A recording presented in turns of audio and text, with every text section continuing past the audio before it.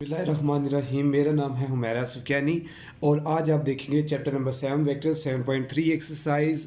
अगर इससे पहले वाला लेक्चर आपने नहीं देखा वो लाजमी देख लें, जिसमें क्वेश्चन नंबर मैंने 1, question number 3, question number 5, question number 7 किया है। तो आज मैं क्वेश्चन नंबर 9, क्वेश्चन नंबर 11 और क्वेश्चन नंबर 12 करूँगा। ठीक है, तो ये मैं पहले भी बता चुका हूँ कि ये मैं सिर्फ स्मार्ट सिलेबस जो है इस साल का 2020 का, तो सिर्फ उसी के मुताबिक हम कर रहे हैं इसमें काम। तो लेकिन अगर फिर भी आपको किसी किस्म की कोई भी और किसी चीज़ की डिटेल चाहिए या कुछ और आपने मैथ का क्वेश्चन समझना हो तो आप मुझे कमेंट बॉक्स में बता सकते हैं कि जिसमें आपको कुछ किसी भी चीज़ की ज़रूरत हो। तो इसमें वो कह रहा है क्वेश्चन में, क्वेश्चन नंबर 9 में, prove that the altitudes of a triangle are concurrent. अब ये देखिए कि इसमें हमारे पास एक ट्रायंगल है जिसके कुछ मैंने कंकरेंट पॉइंट्स डिफाइन किए हैं।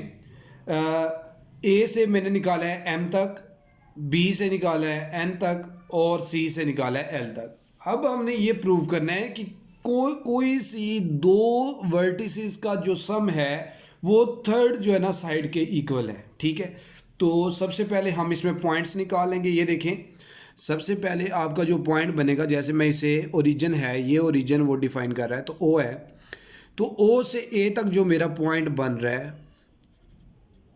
वो मेरा बन रहा है ए।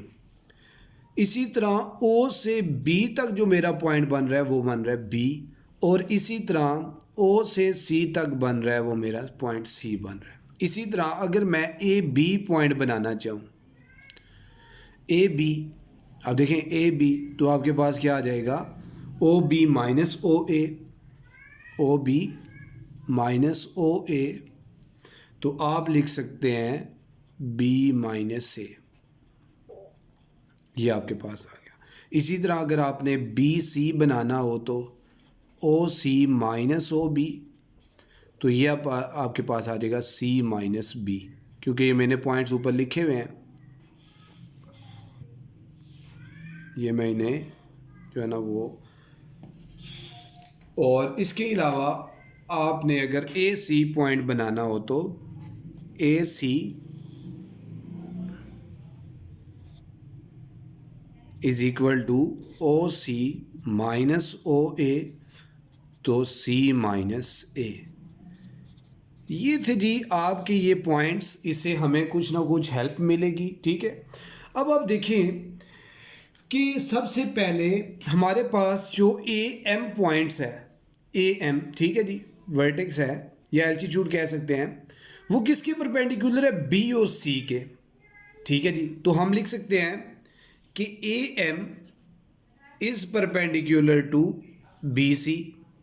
ठीक है, अब एक और चीज़, ए एम को हम जो है वो ओ ए भी लिख सकते हैं। ठीक है, क्योंकि ये बेसिकली पॉइंट सेम ही है।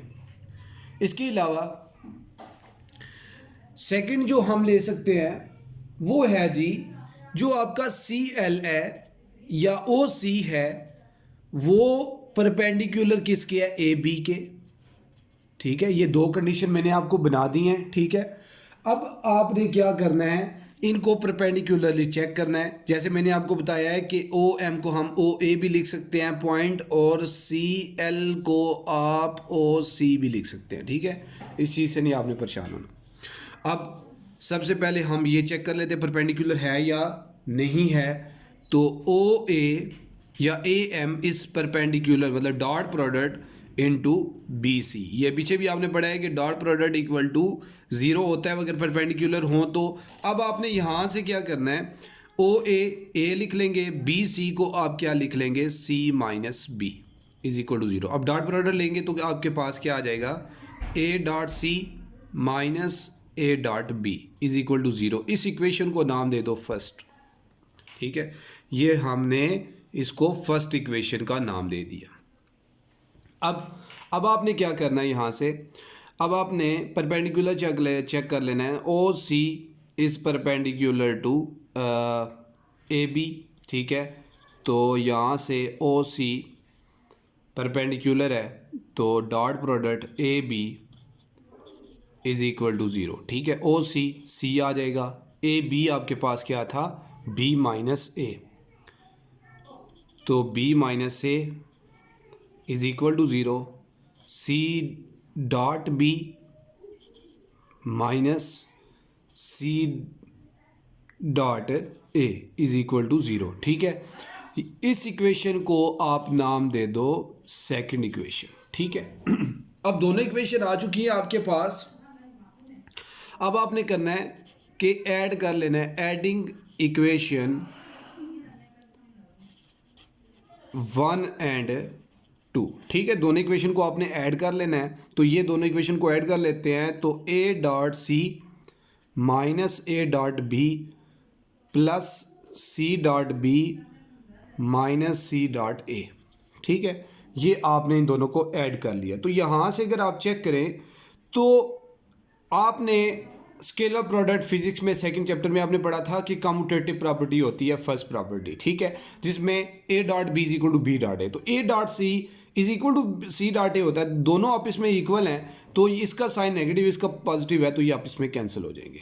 ठीक है, अब ये जब आपस में कैंसिल हो गए तो आपके पास वैल्यू क्या बची है, minus A dot B plus C dot B is equal to zero. ठीक है, अब यहाँ से आपने क्या करना है, सी डॉट बी इनको तरतीब से लिख लें, A dot B is equal to zero. ठीक है, अब आप यहाँ से कॉमन क्या ले सकते हैं, बी कॉमन ले सकते हैं, डॉट और C minus A is equal to zero. अब देखें डॉट प्रोडक्ट ये रिप्रेजेंट कर रहा है कि ये परपेंडिकुलर है, किसके परपेंडिकुलर है, बी किसको रिप्रेजेंट कर रहा है, बी वाला पॉइंट हमारे पास कौन सा था, ओ बी पॉइंट था। तो हम बी की जगह पे क्या लिख सकते हैं, ओ बी लिख सकते हैं। ठीक है, बी की जगह पे आप ओ बी लिख सकते हैं, और इसके अलावा सी माइनस ए किसका पॉइंट था, सी माइनस ए ये आपके पास पॉइंट था। ठीक है जी, तो इसको आप क्या लिख सकते हैं, डॉट। ठीक है, अब सी माइनस ए की जगह पे आप क्या लिखेंगे, A C is equal to zero. ठीक है, दोनों का डॉट प्रोडक्ट, तो O B is perpendicular to A C. तो ये आपका इसका मतलब है कि आपने दो इक्वेशन का जो वैल्यूज़ निकाली हैं और उनके जब आपने सम किया है तो वो थर्ड साइड के इक्वल आ चुका है। ठीक है जी, तो यही हमारा इसमें हमने प्रूव करना था कि altitude of a triangle are concurrent. बहुत इंपॉर्टेंट क्वेश्चन है ये।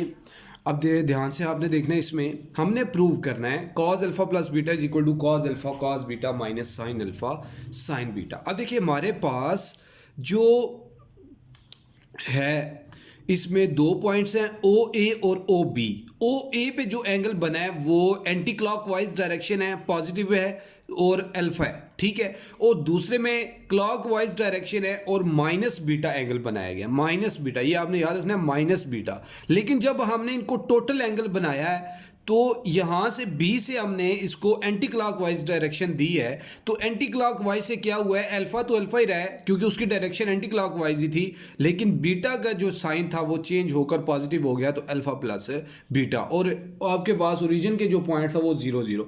इस तरीके से आपके पास जो ओ ए पॉइंट्स आ जाएंगे वो आ जाएंगे cause alpha I plus cos alpha I into sine alpha जे, मतलब अल्फा पॉइंट पे। ठीक है जी, ओ ए जो उस पे एंगल अल्फा था तो कॉज अल्फा आई और साइन अल्फा जे।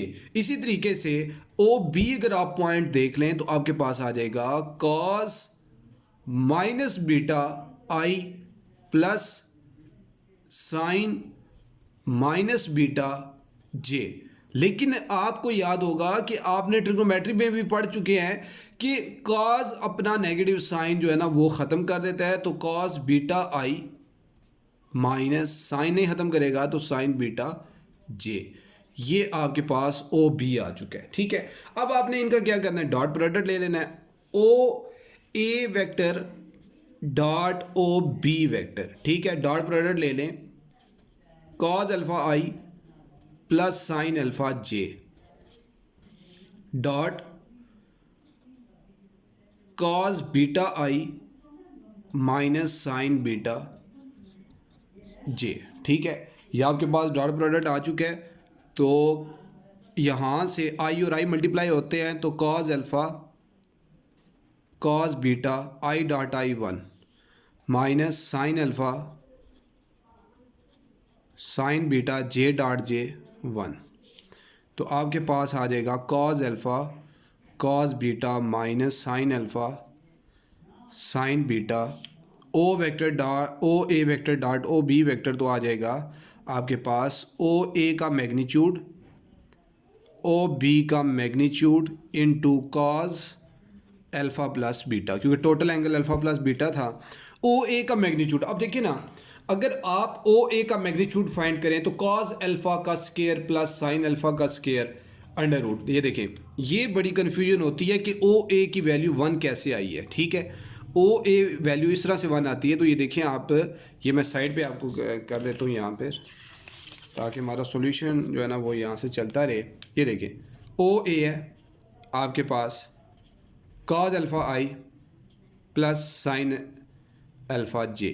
ठीक है, अब आप देखें इसका मैग्नीट्यूड मैग्नीट्यूड लेंगे तो cos square alpha sine square alpha. ठीक है, स्केयर ही आपने लेना अंडर रूट, तो sine square alpha plus cos square alpha 1 के इक्वल होता है। तो आपके पास आंसर क्या आ जाएगा, 1 आ जाएगा। ठीक है जी, इसका मैग्नीट्यूड। तो इस वजह से हम इधर डायरेक्ट लिख देते हैं प्रूव में कि यहाँ से 1 into 1 cos alpha plus beta into cos alpha cos beta minus sine alpha sine beta. तो आंसर आ जाएगा आपके पास cos alpha cos beta minus sine alpha sine beta और कॉज अल्फ़ा प्लस बीटा। ठीक है जी, तो यही आपने प्रूव करना था। तो ये हमारा सॉल्यूशन आ चुका है क्वेश्चन नंबर 11 का। तो स्टूडेंट, आज के लेक्चर का हमारा लास्ट क्वेश्चन है 7.3 का। क्वेश्चन नंबर 12 का मैं थर्ड पार्ट कर रहा हूँ। क्वेश्चन नंबर 12 का थर्ड पार्ट है। ठीक है, तो जिसमें हमने अब ये प्रूव करना है कि B square is equal to C square plus A square is minus 2CA cos B. ठीक है, तो ये मैंने एक ट्रायंगल आपके सामने बनाई है जिसमें उसने ये बोला था कि prove that in a triangle ABC। ठीक है जी, तो हमने ट्रायंगल ABC बना दी जिसमें मैंने आपको एंगल भी शो करवा दिए। हमारे पास एक ही चीज़ इसमें गिवन है जो है A vector plus B vector plus C is equal to 0। ठीक है, अब आपने यहाँ से क्या करना है कि B और C को दूसरी साइड पे ले जाना है, सॉरी A और C को, क्योंकि आपने B प्रूव करना है। तो बस आपने इसमें सिंपल याद रख लेना है, B को इसी साइड पे रहने दें, A और C को ले जाएं। तो माइनस A माइनस C। ठीक है, इसके बाद आप क्या करें, इनका नेगेटिव साइन कॉमन ले लें, तो आपके पास क्या आ जाएगा A plus C into B। अब आप क्या करें कि स्केयरिंग बोथ साइड। ठीक है जी, स्केयर ले लें दोनों साइडों पे। तो B का स्केयर तो माइनस A प्लस C का ये होल स्केयर, तो नेगेटिव साइन ख़त्म हो जाएगा, A प्लस C का होल स्केयर रह जाएगा और B स्केयर। अब आप देखिए इन्हें क्या लिख सकते हैं, आप इसे लिख सकते हैं B डॉट B। इसे आप क्या लिख सकते हैं, A plus C dot A plus C। ठीक है, स्केयर है। तो सेल्फ स्केलर प्रोडक्ट आपने प्रॉपर्टी पढ़ी थी स्केलर प्रोडक्ट के अंदर। ठीक है जी, वो हमेशा स्केयर की फॉर्म में होती है। और इसमें आप क्या कर सकते हैं, A डॉट C मल्टीप्लिकेशन हो रही है, C डॉट A और C डॉट C। अब A डॉट A हो गया A का स्केयर, अच्छा A डॉट C और C dot A commutative property आपने पढ़ी थी। तो आप क्या लिख सकते हैं, 2 इंटू A डॉट C और C डॉट C का स्केयर और ये B का स्केयर। ठीक है, अब आप स्टूडेंट इसमें ये कर सकते हैं B square is equal to A square plus C का स्केयर प्लस 2। अब A डॉट C, तो आप क्या लिख सकते हैं, A का मैग्नीट्यूड, ठीक है, C का मैग्नीट्यूड, ये ना इसमें आप वेक्टर की फॉर्म में बेशक इन्हें जाने दें। ठीक है, ये मैं दोबारा एरो डाल देता हूँ ताकि आपको पता चले कि ये हम जो है ना वो इसमें वेक्टर यूज़ कर रहे हैं। तो यहाँ पर वेक्टर ये ख़त्म हो चुका है, सॉरी है, यहाँ पर ख़त्म हो चुका है। तो उसके बाद ये भी आपके पास थे, ये भी वेक्टर हैं। तो ये मैं इसलिए रख रहा हूँ ताकि आपको पता चल जाए, ये कन्फ्यूजन ना हो, ठीक है। अब वेक्टर को जब हम ख़त्म करेंगे डॉट प्रोडक्ट 2ac cos, अब cos अब देखेंगे ट्रायंगल पे आ जाए। अब आपके पास जो ट्रायंगल है इसमें अगर आप गौर से देखें तो AC पॉइंट ये बन रहा है। अब इसके साथ एंगल कौन सा बनेगा, पाई माइनस बी। AC जो एंगल है इसमें कौन सा एंगल बनेगा, साथ पाई माइनस बी, ठीक है। तो पाई माइनस बी, ठीक है। ये आपके पास आ गया है b का square is equal to a square plus c square plus 2ac cos। अब देखिए पाई माइनस बी, ठीक है। अब आपने यहां से वैल्यू इसकी बनानी है। तो ये देखें पाई का क्या मतलब हुआ, एंगल ने कहां तक मूव किया, 180 डिग्री तक। अब देखिए पाई का क्या मतलब हुआ, एंगल ने मूव किया 180 डिग्री तक, लेकिन नेगेटिव हो रहा है, साथ ही माइनस हो रहा है, तो पीछे थोड़ा सा जाएगा। तो सेकंड क्वाड्रेंट में कॉस क्या होता है, सेकंड क्वाड्रेंट में कॉस होता है नेगेटिव, और चेंज भी नहीं होगा क्योंकि हॉरिजॉन्टल लाइन पर रुका है, तो कॉस बी आ जाएगा, ठीक है जी। तो आप आंसर लिख सकते हैं B square is equal to A square plus C square plus 2ac sorry minus 2, क्योंकि ये नेगेटिव था, पॉजिटिव नेगेटिव आ जाएगा, तो -2ac cos b, ठीक है। तो ये था आपके क्वेश्चन नंबर 12 का थर्ड पार्ट। फोर्थ पार्ट बिल्कुल सेम एज इट इज़ है, आप देख सकते हैं, ठीक है। लेकिन फिर भी अगर कोई किसी किस्म की कोई कन्फ्यूजन वगैरह हो तो आप मुझसे क्वेश्चन कर सकते हैं कमेंट बॉक्स में, और अपनी लाजमी राय दिया करें। जब आप अगर आपको समझ आ जाए इन चीज़ों की, तो इंशाल्लाह नेक्स्ट लेक्चर मुलाकात होगी। चैनल को सब्सक्राइब और कमेंट करना ना भूलें, और इसके अलावा इसको लाइक करना भी ना भूलें, और सपोर्ट करते रहें अगर आपको कुछ ना कुछ हेल्प मिल रही है तो।